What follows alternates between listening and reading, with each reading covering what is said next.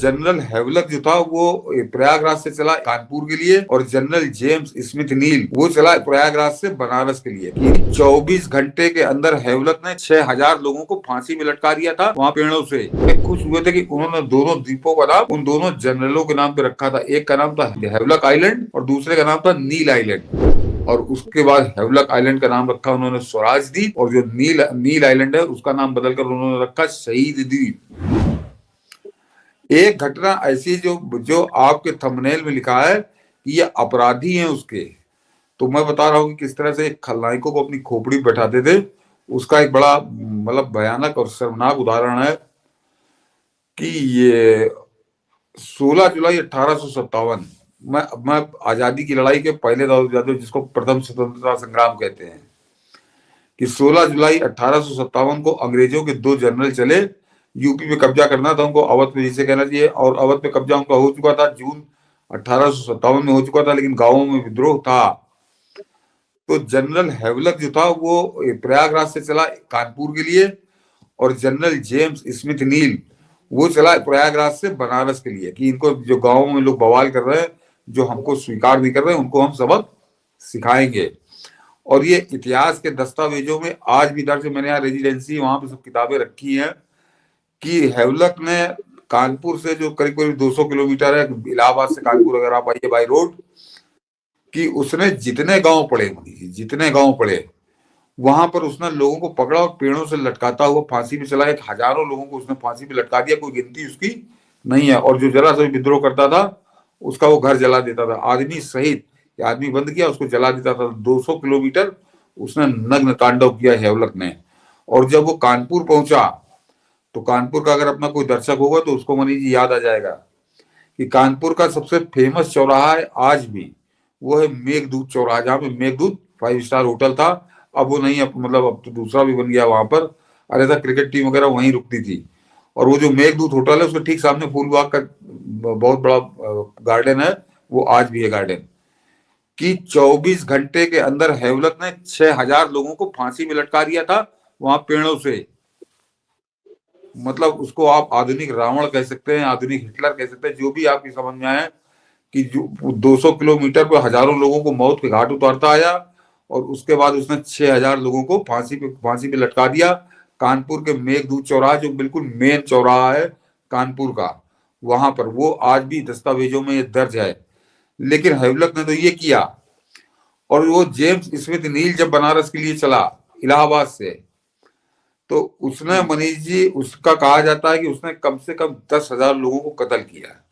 10,000 लोगों को कत्ल किया। और उसने 2 दिन के अंदर, 2 दिन लगे उसको बनारस पहुंच नहीं पाया, तो बनारस पहुंच रहा था, कि 10,000 लोगों को उसने कत्ल किया। और उसका एक दूसरा था कि जो भी आदमी विरोध करे उसको उसके घर के अंदर बंद करो और बाहर से घर को आग लगा दो। तो इस तरह से उसने न जाने कितने लोगों को मार डाला।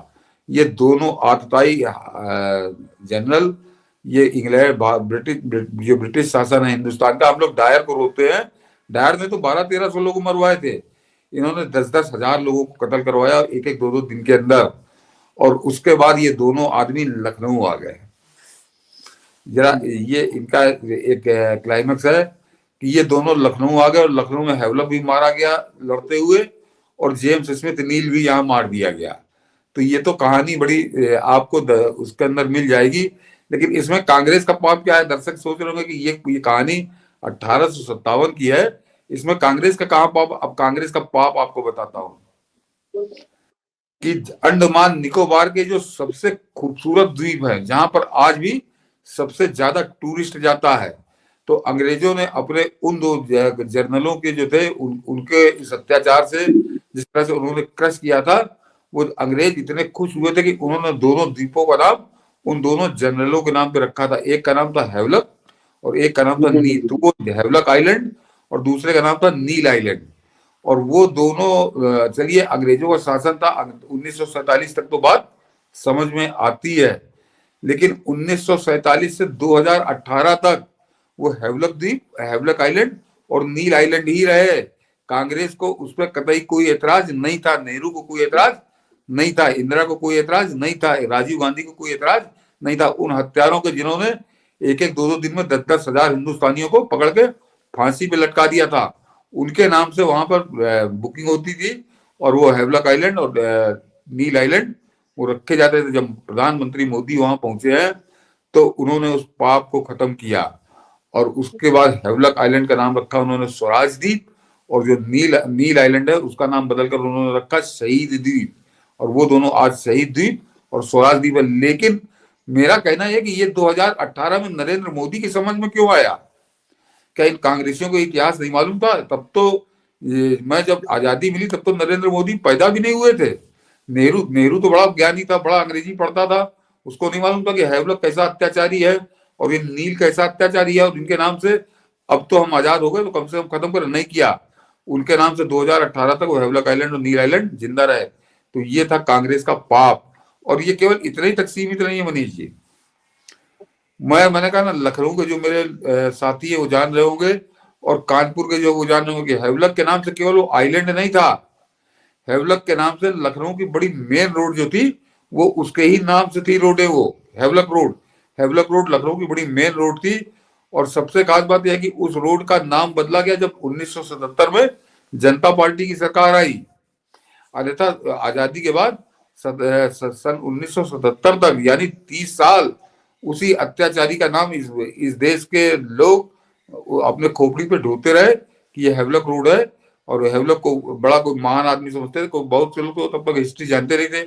मैं ही नहीं जानता था, तो बचपना था मेरा कि हैवलॉक रोड है, कोई हैवलॉक जनरल था। हैवलॉक का जब पाप पड़ा तब समझ में आया कि कांग्रेसी किस तरह का अपराध कर रहे थे हम हिंदुस्तानियों के खोपड़ी पर लाद के। और इस तरह के अपराधियों का महिमा मंडन 70 साल तक करती रही कांग्रेस। और आज वो कह रही कि नरेंद्र मोदी ने मनमोहन सिंह का अपमान कर दिया, तो इनको आईना दिखाना बड़ा जरूरी है। और चूंकि कल 30 दिसंबर है इसलिए आज बड़ा प्रासंगिक भी हो गया वो। तो ये तो आपने हैवलॉक और नील की मनीष जी बात सुनी।